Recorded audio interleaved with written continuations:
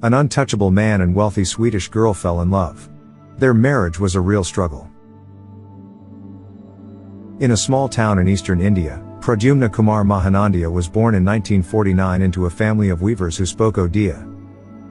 The youngster had a passion for painting from a young age. He loved to paint and had a great deal of talent. However, because he belonged to the untouchable caste, he was viewed haughtily by others. He never wavered in his belief that he would eventually discover true love. When the youngster became unhappy by prejudice from pupils of higher castes, his mother reminded him of the prophecy she had discovered at the baby's birth. The witch predicted that her son would fall in love with a woman from a distant nation when he grew up. She would own a forest and be musical. Mahanandia studied painting at Visva Bharati, but his family's lack of resources prevented him from continuing his education. Afterwards, he enrolled at Delhi's College of Art. Even though the youngster was from the untouchable caste, his brilliance allowed him to get admitted to a highly esteemed university.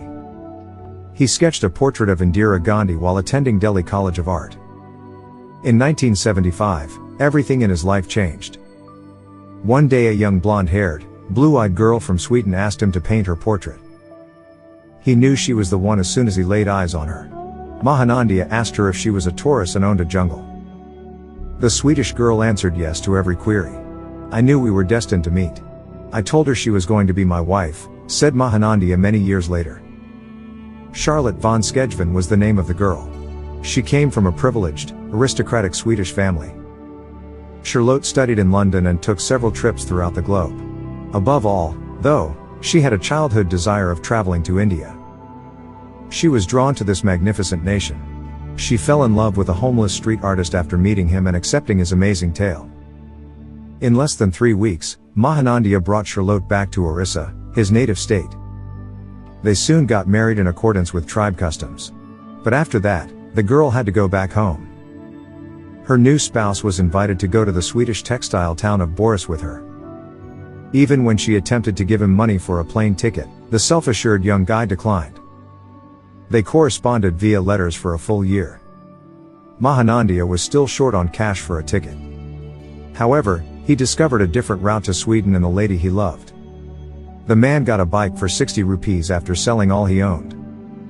He chose to ride his bike to the European nation along the well-known hippie route, which many Europeans use to travel to India on motorcycles. He traveled to Europe for about 5 months starting in January 1977. He traveled via Turkey, Iran, Afghanistan, and Pakistan.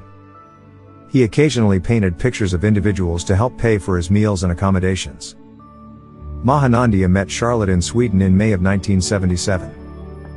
They have been together ever then, and she helped him in beginning a new life. Charlotte's parents were taken aback upon seeing the impoverished Indian artist and learning that he was their daughter's spouse. However, Charlotte stood by her beloved at every turn. It has been more than 40 years since then. Mahanandia became an art teacher. He also advises the Swedish government on matters of art and culture. Major global locations have had exhibitions of his works. In 2012 he got a doctorate degree from UCL University of Culture in Odisha. They have 2 children. A girl and a boy. Their daughter Emily is 36 years old, she is a textile economist. Their son Carl Siddhartha is 33, he is a helicopter pilot. Their love has passed the test of time.